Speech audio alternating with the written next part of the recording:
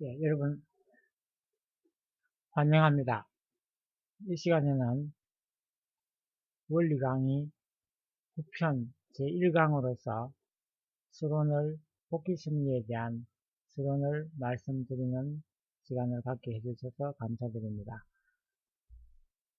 먼저 기본 용어에 대한 말씀부터 먼저 올리도록 하겠습니다. 복귀 심리라는 말은 타락된 인간으로 하여금 창조 목적을 완성케 하기 위하여 그들을 창조 본연의 인간으로 복귀하여 나아가는 하나님의 섭리를 말합니다. 즉, 되돌아가는 것입니다. 타락 이전의 상태로 창조 본연의 인간으로, 그러니까 하나님께서 원래 계획하셨던 것으로 되돌아간다는 뜻에서 회복한다는 뜻에서 복귀라고 하는 것이고, 또 그렇게 돌아가는 섭리를 복귀 섭리라고 말씀드리고자 하는 것입니다. 인간은 장성기 완성급에서 타락하여 사탄 주관하에 머물게 되었다고 이미 전편에서 말씀을 드렸습니다. 이러한 인간을 하나님께서는 복귀시키기 위하여서 먼저 사탄을 분립하는 섭리를 하셔야 합니다. 타락한 인간이 사탄을 분립하고 원죄를 벗으면 참 부모로 오시는 메시아에 의해 중생해야 합니다. 그러므로 타락한 인간은 사탄 분립의 노정을 통하여서 아담과 해와가 성장하였던 기준, 즉 장성기 완성급까지 복귀한 형을 갖춘 터 위에서 오시는 메시아를 맞아 거듭남으로써 원죄를 벗고 타락 이전의 입장으로 복귀된 후에 오신 메시아를 따라서 더욱 성장하여서 창조 목적을 완성할 수 있는 것입니다. 복귀 섭리라는 것은 창조 목적을 다시 찾아 이루려는 재창조의 섭리이기 때문에 원리에 의하여 섭리하시지 않을 수 없습니다. 그러므로 이것을 복귀 원리라고 합니다. 여기에서 먼저 인간 자신이 타락으로 인하여 하나님과 사탄 사이에 어떠한 입장에 서게 되었는가 하는 것을 먼저 알아보도록 하겠습니다. 인간 시조가 완성되어 하나님과 심정의 일치를 이루었더라면 그들은 하나님만을 대하고 사는 입장에 있었을 것이었습니다. 그러나 타락하여서 사탄과 혈연 관계를 맺었기 때문에 타락 직후 아담과 해와는 하나님도 대하고 사탄도 대할 수 있는 중간 위치에 처하게 되었습니다. 그러므로 아담과 해와의 후손들도 역시 중간 위치에 놓여지게 된 것입니다.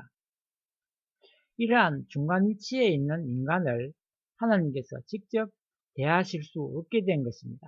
그래서 직접 대하실 수 있게 하기 위해서 어떠한 조건을 부여하고 그것을 치룸으로써 탕감함으로써 원래 창조 본연의 상태로 돌아오도록 하는 것이 바로 탕감복귀이고, 그렇게 하는 원리를 탕감복귀 원리라고 하는 것입니다. 그러면 이와 같이 중간 위치에 있는 타락 인간을 하나님은 어떻게 사탄으로부터 분립하시게 되는가에 대해서 말씀드리겠습니다. 타락 인간은 그 자신이 선한 조건을 세울 때에는 하나님 편으로, 악한 조건을 세울 때는 사탄 편으로 분립됩니다. 아담 가정이 이러한 중간 위치에 있었을 때 하나님은 그들로 하여금 제물을 바치도록 하셨던 것은 하나님이 그들로 하여금 제물을 뜻맞게 바치는 것으로서 복귀 섭리를 하실 수 있는 입장에 설 수 있도록 하시려는데 그 목적이 있었습니다. 그러나 가인이 아벨을 살해함으로써 도리어 사탄이 그들에게 침범할 수 있는 조건이 성립되었던 것입니다. 무엇이든지 본연의 위치와 상태 등을 상실하게 되었을 때 그것들을 복귀하려면 거기에 필요한 어떤 조건을 세워야 합니다. 이러한 조건을 세우는 것을 탕감이라고 합니다. 그러면 탕감복귀란 무엇을 의미하는 것일까요? 탕감복귀란 것은 어떤 조건을 세우는 탕감을 통해서 본래의 상태로 복귀하는 것, 그 조건을 탕감복귀를 위한 조건이라고 하는 것입니다. 예를 들면 상실된 명예나 집이나 건강 등을 원상대로 회복하려면 반드시 거기에 필요한 노력이나 재력 등의 조건을 세우지 않으면 안 됩니다. 또 서로 사랑하던 사람이 어찌되어서 미워하는 사이가 되었다고 합시다. 여기에서 이들은 다시 서로 사랑하던 원상태로 복귀하려면 그들은 반드시 서로 사과를 하는 등의 어떠한 조건을 세우지 않으면 안 됩니다. 타락인간이 이러한 어떤 조건을 세워서 창조 본연의 위치와 상태로 다시 되돌아가는 것을 탕감복귀라고 하며, 이 탕감복귀를 위해서 세우는 조건을 탕감조건이라고 합니다. 이처럼 탕감조건을 세워서 창조 본연의 인간으로 복귀해 나아가는 섭리를 탕감복귀 섭리라고 합니다. 그러면 탕감조건은 어느 정도 세워야 할까요? 이에 대하여 다음과 같은 세 가지를 예를 들어서 말씀드릴 수 있습니다. 첫째는 동일한 것으로서 탕감조건을 세우는 것입니다. 이것은 본연의 상태와 위치에서 상실되었던 것과 동일한 가치의 조건을 세워서 원상으로 복귀하는 것을 말합니다. 예를 들면 보상이나 상환과 같은 것이 여기에 속하는 것입니다. 출애굽기 21장 23절에서 25절을 보면 생명은 생명으로, 눈은 눈으로, 이는 이로, 손은 손으로, 발은 발로 갚을지니라고 하신 말씀은 이러한 탕감 조건을 세우는 것을 의미합니다. 둘째는 보다 작은 것으로서 탕감 조건을 세우는 경우입니다. 이것은 본연의 위치와 상태에서 상실되었던 것보다 작은 가치의 탕감 조건을 세워서 원상으로 복귀하는 것을 의미합니다. 우리는 십자가 대속을 믿는다는 극히 작은 탕감 조건을 세움으로써 예수님과 똑같은 죽음을 거쳐 다시 살았다고 하는 구원의 큰 혜택을 받게 됩니다. 한편 또 물에 의한 세례를 받았다는 탕감 조건을 세움으로써 예수님과 성신에 의하여 중생된 입장을 복귀할 수 있는 것입니다.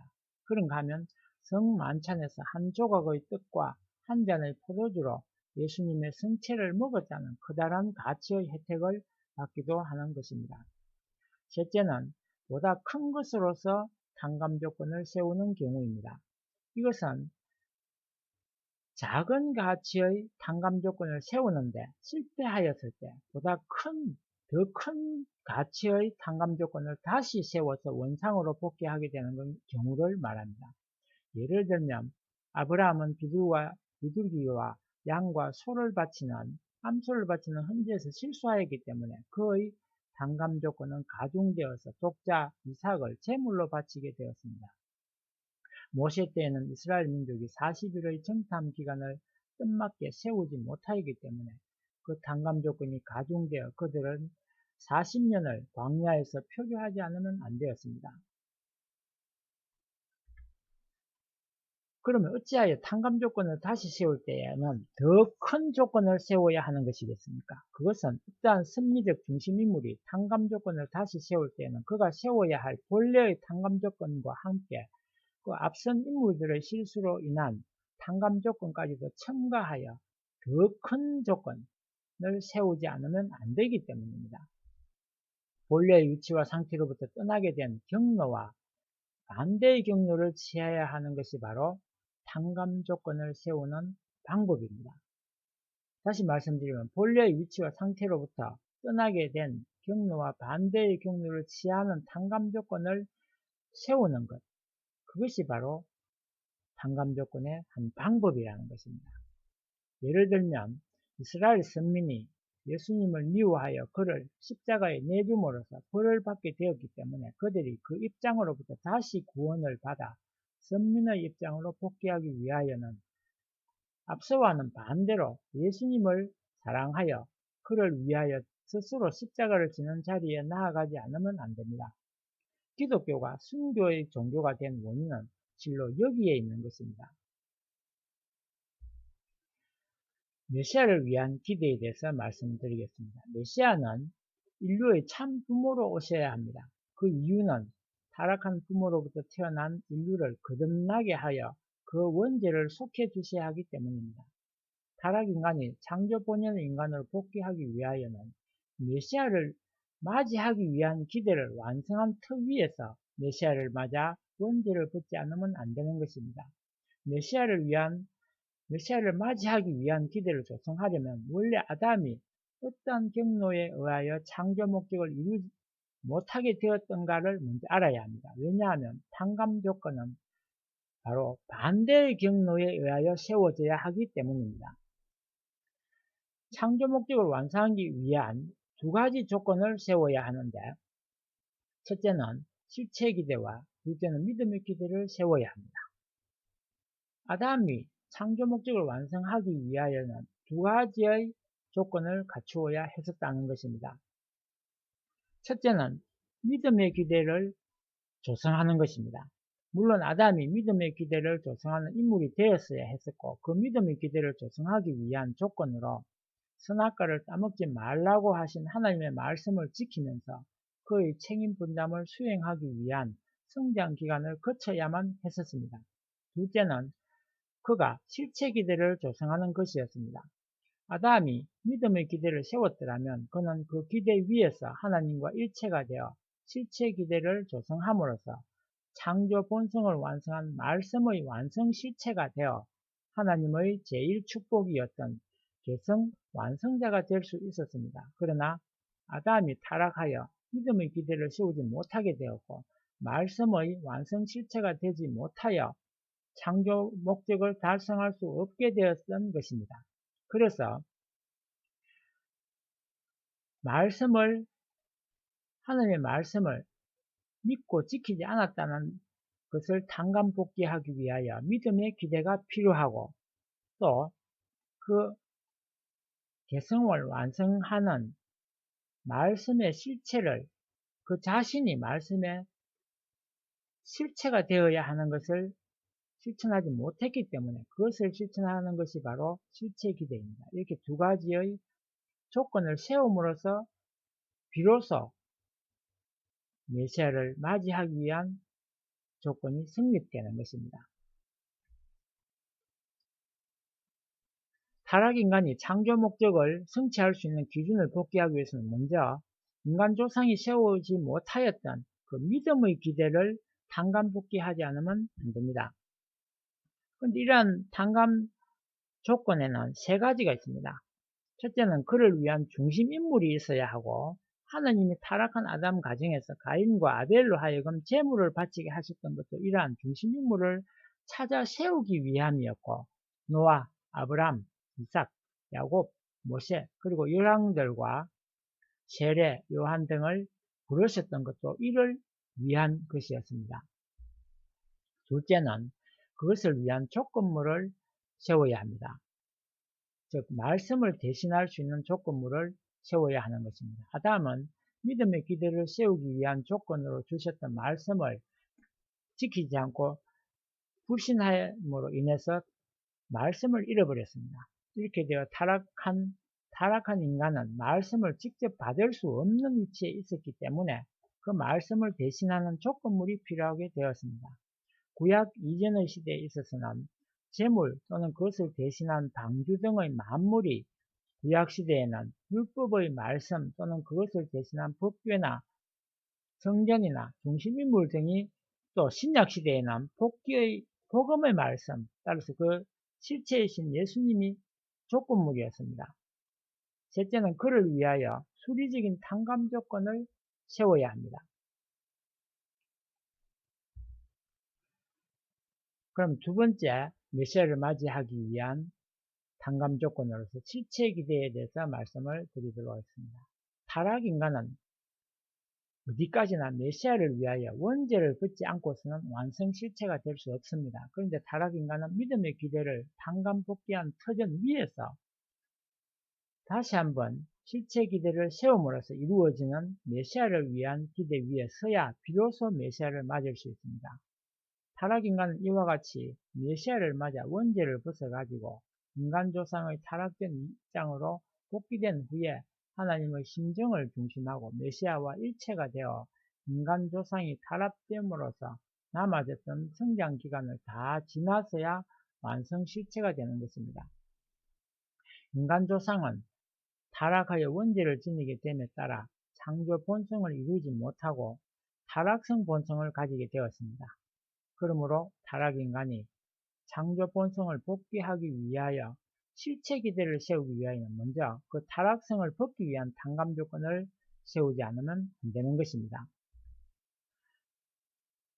두 번째, 복귀섭리의 노정에 대해서 말씀드리겠습니다. 복귀섭리 노정의 시대적 단계를 보면 아담 이후 오늘에 이르는 전 역사 노정에 있어서의 시대적 단계에 대하여 먼저 개괄적으로 살펴보도록 하겠습니다. 하나님의 복귀섭리는 아담 가정에서부터 시작되었으나 가인이 아벨을 돌로 쳐서 죽임으로 말미암아 그 뜻은 좌절되었습니다. 그 후 10대를 지나 그 뜻은 다시 노아의 가정으로 옮겨졌으나 40일의 홍수 심판 후에 노아의 둘째 아들 함의 타락 행위로 인하여 그 10대와 40일을 사탄에게 내주고 말았습니다. 그리고 400년이 지난 후에 뜻은 다시 아브라함에게로 옮겨졌습니다. 그런데 아브라함이 상징 헌지에 실수함으로써 그 뜻은 또다시 좌절되고 말았으나 그 후 이삭, 야곱의 3대에 걸쳐 연장하면서 메시아를 위한 가정적 기대를 세웠습니다. 결과적으로 아담으로부터 아브라함까지의 2000년 기간은 믿음의 조상인 아브라함 한 사람을 찾아 세워 복귀 섭리를 시작할 수 있는 기대를 조성하는 기간이었습니다. 복귀 섭리의 역사가 아브라함으로부터 시작되었던 것입니다. 아브라함의 상징 헌재 실수로 인하여 아담으로부터 아브라함이 이르기까지의 2000년 기간을 사탄에게 내주었으므로 이것을 탕감복귀하는 기간이 아브라함으로부터 예수님이 오실 때까지의 2000년 기간입니다. 그러나 유대인들이 예수님을 십자가에 달리게 함으로써 이 2000년 기간을 또다시 사탄에게 내주었으므로 이것을 또다시 복귀하는 기간이 예수님 이후 오늘에 이르기까지의 2000년 기간인 것입니다. 복귀 노정의 시대 구분을 살펴보면 말씀에 의한 섭리로 본 시대의 구분부터 먼저 살펴보도록 하겠습니다. 아브라함으로부터 즉 아담으로부터 아브라함까지의 2000년 기간은 타락인간이 헌재에 대한 탕감 조건을 세움으로써 말씀에 의한 섭리를 하실 수 있는 다음 시대를 위한 기대를 조성한 시대였기 때문에 말씀 기대 섭리 시대라고 합니다. 아브라함으로부터 예수님까지의 2000년 기간은 구약 말씀에 의하여 인간의 심령과 지능의 정도가 소생급까지 성장한 시대였으므로 소생구약 시대라고 합니다. 예수님으로부터 재림기까지의 2000년 기간은 신약의 말씀에 의하여 장성급까지 성장하는 시대이므로 장성신약 시대라고 합니다. 예수님 재림 이후의 복귀 섭리 완성 시대는 섭리의 완성을 위하여 주시는 성약의 말씀에 의하여 완성급까지 성장하는 완성성약 시대입니다. 그러면 부활 섭리 시대로 본 시대 구분도 말씀을 드리도록 하겠습니다. 아브라함으로부터, 즉 아담으로부터 아브라함까지는 인간이 현재로부터 장차 부활 섭리를 하실 수 있는 구약 시대를 위한 기대를 조성한 시대였으므로 이 시대를 부활 기대 섭리 시대라고 합니다. 아브라함으로부터 예수님까지는 부활 섭리의 시대적인 혜택과 구약의 말씀에 의하여 인간이 영영체 끝까지 부활하는 소생 부활 섭리 시대라고 합니다. 예수님으로부터 재림기까지는 복귀 섭리의 시대적인 혜택과 신약의 말씀에 의하여 생명체 끝까지 부활하는 장성 부활 섭리 시대라고 합니다. 예수님 재림 이후는 복귀 섭리의 시대적인 혜택과 성약의 말씀에 의하여 생명체급으로 완전 부활하는 완성 부활 섭리 시대입니다. 세 번째는 믿음의 기간을 탕감복귀하는 섭리로 본 시대 구분을 말씀드리겠습니다. 아담으로부터 아브라함까지는 사탄에게 내주었던 이 기간을 아브라함 한 분을 찾아 세움으로써 하늘 것으로 탕감복귀할 수 있는 구약 시대를 위한 기대를 조성하는 탕감복귀 기대 섭리 시대라고 합니다. 아브라함으로부터 예수님까지는 아브라함의 현재 실수로 인하여 사탄에게 내주었던 2000년 기간을 이스라엘 민족을 중심하고 다시 하는 것으로 탕감복귀하는 탕감복귀 시대라고 합니다. 예수님으로부터 재림기까지는 예수님이 십자가에 돌아가심으로 말미암아서 사탄에게 내주었던 구약시대 2000년 기간을 기독교 신도들을 중심하고 재탕감복귀하는 탕감복귀 섭리 연장시대라고 합니다. 예수님 재림 이후는 사탄에게 내주었던 복귀 섭리의 전 노정을 하늘 것으로 완전히 복귀하는 탕감복귀 섭리 완성시대입니다. 네 번째, 메시아를 위한 기대의 범위로 본 시대 구분을 보면 아담으로부터 아브라함까지는 헌재에 의하여 아브라함 가정을 찾아 세움으로써 메시아를 위한 가정적 기대를 조성한 메시아를 위한 가정적인 기대 섭리 시대라고 합니다. 아브라함으로부터 예수님까지는 구약의 말씀에 의하여 이스라엘 민족을 세움으로써 메시아를 위한 민족적 기대를 조성한 메시아를 위한 민족적인 기대 섭리 시대라고 합니다. 예수님으로부터 재림기까지의 2000년 기간은 신약의 말씀에 의하여 장성급까지 성장하는 시대이므로 장성신약 시대라고 합니다. 예수님 재림 이후의 복귀 섭리 완성 시대는 섭리의 완성을 위하여 주시는 성약의 말씀에 의하여 완성급까지 성장하는 완성 성약 시대입니다. 그럼 책임 분함으로 본 시대 구분도 말씀드려야 할 것 같습니다. 아담으로부터 아브라함까지는 다음 구약시대에 하나님의 책임 분담 섭리를 하시기 위한 기대를 조성한 시대였으므로 책임 분담 기대 섭리 시대라고 합니다. 아브라함으로부터 예수님까지는 하나님께서 인간을 창조하신 원리적인 책임을 지심으로써 사탄을 굴복시키는 제1차 책임을 담당하시고 선지자들을 대하시어 소생적인 섭리를 해 나오셨으므로 하나님의 책임 분담 섭리 시대라고 합니다. 예수님으로부터 재림기까지는 아담과 해와 대신 예수님과 성신이 사탄을 굴복시키는 제2차 책임을 지시고 타락인간을 대하여서 장성적인 섭리를 해 나오신 예수와 성신의 책임 분담 섭리 시대라고 합니다. 예수님 재림 이후는 지상과 천상의 성도들이 사탄을 굴복시키는 제3차 책임을 지고 복귀 섭리를 완성해야 하는 성도의 책임 분담 섭리 시대입니다. 여섯 번째, 섭리적 동시성 시대로 동시성으로 본 시대 구분을 말씀드리겠습니다. 아담으로부터 아브라함까지는 메시아를 위한 기대를 복귀하는 탕감 조건들을 상징적으로 세워 나왔으므로 상징적 동시성 시대라고 합니다.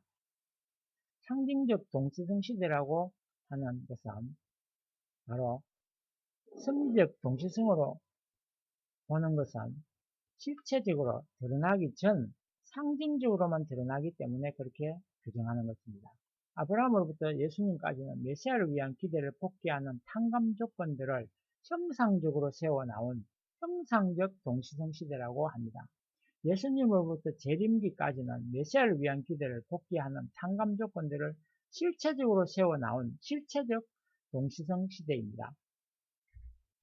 그럼 복귀 섭리의 역사와 나에 대해서 정리해 보도록 하겠습니다. 나라는 개성체는 복귀 섭리 시대의 도산입니다. 따라서 나는 역사의 뜻 가운데 서야 하며 복귀 섭리 역사가 오랜 기간을 두고 종적으로 요구하여 나오고 있는 탕감 조건들을 나를 중심하고 행적으로 찾아 세워야 합니다. 그러므로서 비로소 나는 복귀 섭리 역사가 바라는 결실체로서 설 수 있는 것입니다. 그리고 우리가 이러한 역사적인 승리자가 되기 위하여는 선지 선열들을 대하시던 하나님의 심정과 그들을 부르셨던 하나님의 뜻, 그리고 그들에게 맡겨졌던 섭리적인 사명들을 알아야 합니다. 그러므로 복귀 섭리의 완성자로 오시는 재림 주님을 통하여 그 모든 것을 알고 그를 믿고 모시어 하나가 됨으로써 그와 함께 복귀 섭리의 역사의 종적인 탕감 조건들을 행적으로 찾아 세운 입장에 서지 않으면 안 됩니다. 복귀 섭리의 뜻을 이루기 위하여 선인들이 걸었던 길을 오늘날 우리들이 다시 되풀이하여서 걸어야 할 길인 것입니다. 뿐만 아니라 그들이 걷지 못하고 남기고 간 길까지도 모두 걸어야 합니다. 그렇기 때문에 타락인간이 복귀 섭리의 내용을 모르고서는 생명의 길을 찾아 나아갈 수 없습니다. 우리들이 복귀 원리를 자세히 알아야 하는 이유는 바로 여기에 있는 것입니다. 다음 강의부터는 실제적으로 어떻게 이 복귀 승리의 길을 걸어갔던가 하는 중심 인물들의 내용을 통하여 하나하나 다시 한번 오늘의 이 수식과 모든 법칙들을 대입하면서 다시 한번 말씀을 올림으로써 이 내용을 좀 더 깊이 있게 이해하실 수 있을 거라고 보고 다음 강의를 다시 한번 기대해 주시기를 부탁드리면서 저의 말씀을 여기서 마치도록 하겠습니다. 감사합니다.